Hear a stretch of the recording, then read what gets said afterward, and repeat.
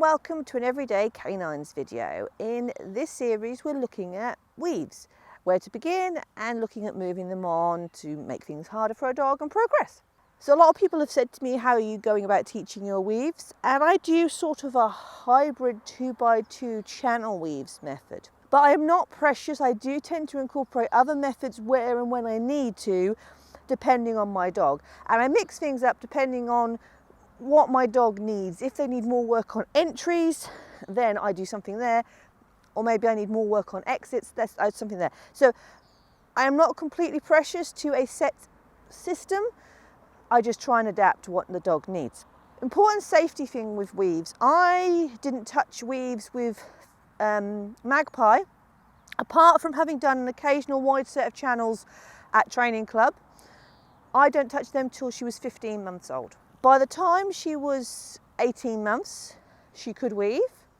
Now she's 20 months, she weaves beautifully in training and so forth. She still needs that confidence in competition, but that's a different story. However, I'm in no rush. The reason I didn't start till 15 months is because the weaves are very heavy going on a dog's body. Depending on how big your dog is as well, they're harder on the bigger dog's bodies.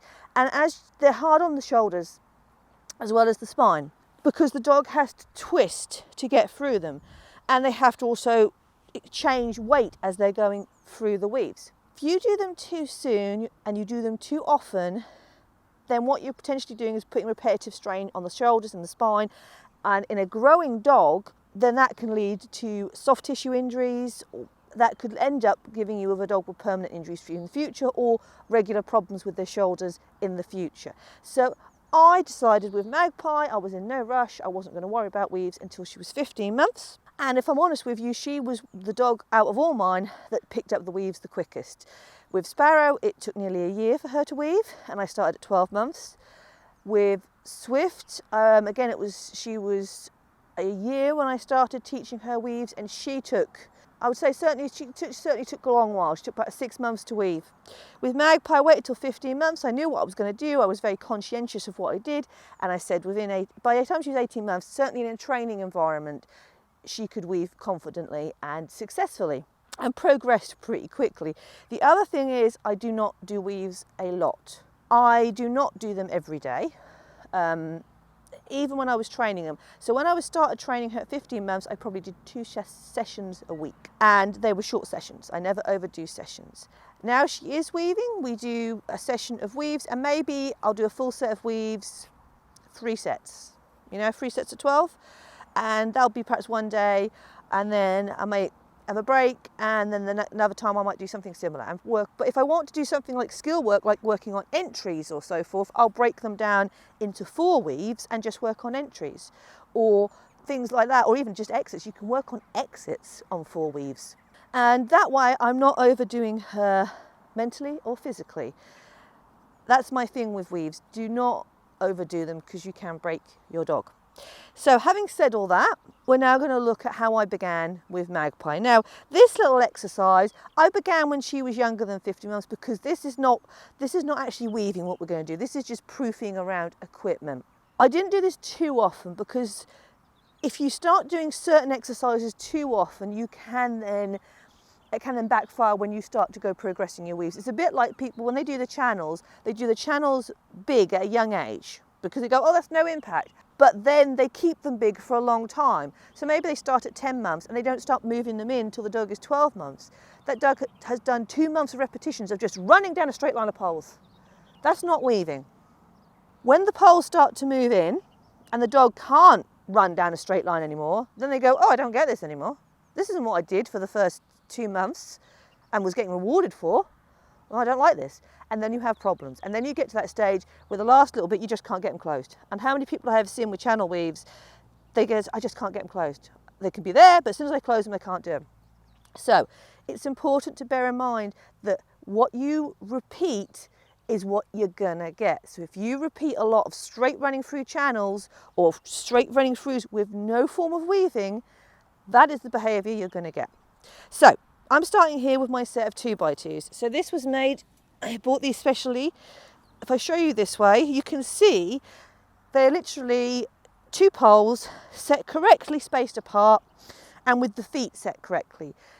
The feet should always be the opposite direction to the way the dog is turning into the weave poles. So the dog always enters the weave poles on their left, and they always are going to go left, right, okay?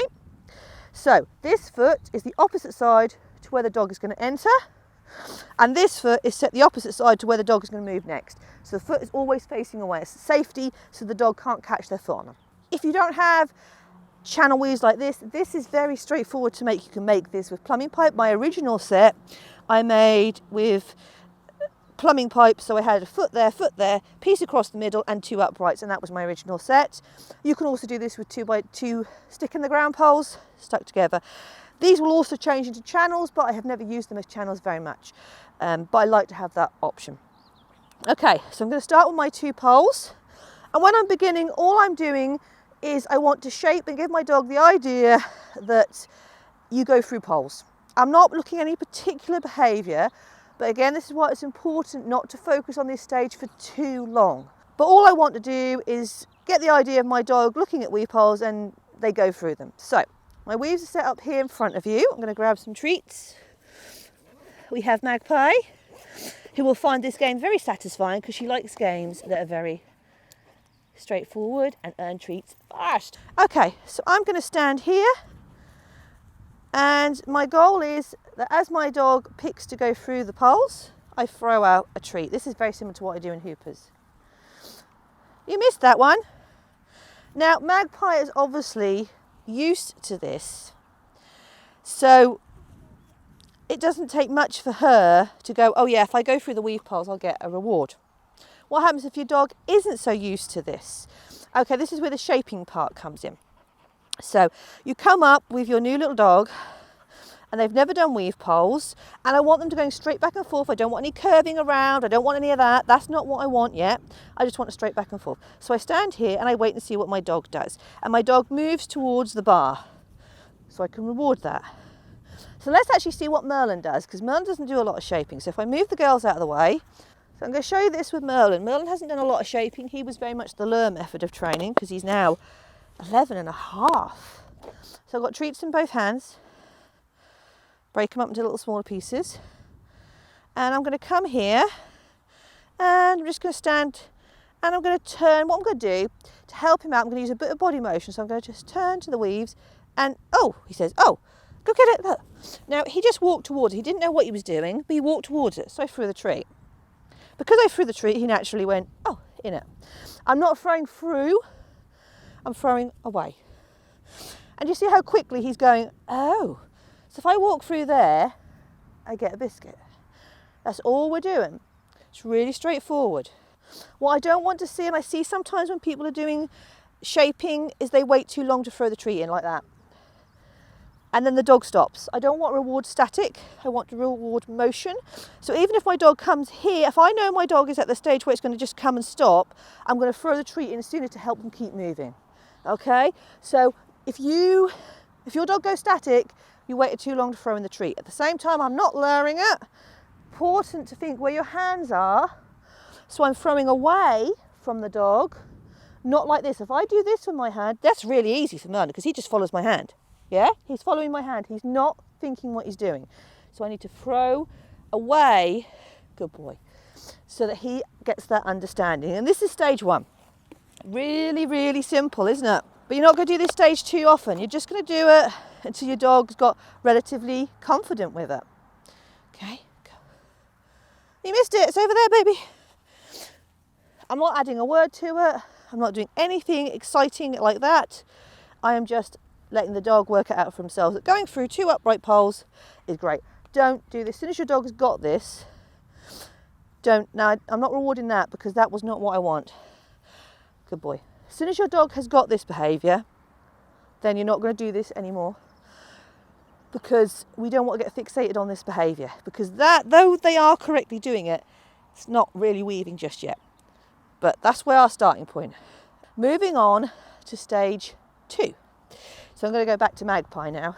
So stage 2, you can still do this with a relatively young dog, nothing less than 10 months though. Just to show you an example, when I was stood here, you're never in a course, good girl, because you sit. Never in a course are you going to be stood there. Pi, can you sit? Sit. Wait. Never on a course are you going to be stood here on the weave poles, are you? You're always going to be, if we imagine these are weave poles on a course, you would either be here or there and sending in and moving forward. So what I want to do now is teach my dog to drive ahead through those poles. So I need to move my position from here to over here. So if my dog is going really nice, which she is, let me set her up so she starts from the practice. Sit. So I need to release it so she can do something. I'm going to say, okay, now she's doing that. Okay, I'm going to move this way. Okay, wrong hand that was. Okay. See how I'm moving away? But she has still got to do the behaviour. It's under your nose, I can see it. And I'm still being careful with that hand motion, right? So now I've got my dog walking back and forth, or running back and forth, because we want this to be enthusiastic. That's the one thing. If your dog is trotting through them at this stage, it's not good. You need to up the reward. Whatever you're rewarding them with is not enough. You need it to be, because you want this to be blasting at this stage. If they don't blast at this stage, they're not going to blast when they get to the level when we're actually on full weave sets. So we need to see that. So that's another thing to be conscious of. You are rewarding speed as well. Okay, so now she's doing that really nice. I'm going to change my body position, so now I'm facing side one. Now obviously this looks wrong because of the position of the weaves, but that is okay because these weaves are going to move. And I'm going to do the other side. This is a bit naughty because I moved quite quickly to do the other side. You would have actually probably done it the other way and worked backwards. Go ahead. Good girl there. But what I'm doing is I'm shaping it so that she's still moving through them no matter where I am positioned. And that's your first little game where you're working at ooh, and the weave poles are set very obviously open. They're just a straight run through, right? Imagine these are almost like channels, okay? So that is your stage one where you're going to begin. You're not going to overdo this stage. You're just going to do it until your dog is confident, and you're not going to be working this too much with a dog under 12 months because, as I said, you need to move this on really rapidly, but if you start too soon, you can't do that. I was doing this perhaps when she was 12, 14 months, occasionally once a month. And then she had a little bit of knowledge for when we actually began at 15 months. Okay, so that's part one, the first video of what I'm doing. I hope you've enjoyed this episode of Everyday Canines, and if you have, you might like to subscribe to the channel. You can also find us on Facebook and Instagram, and I hope to see you all again very, very soon.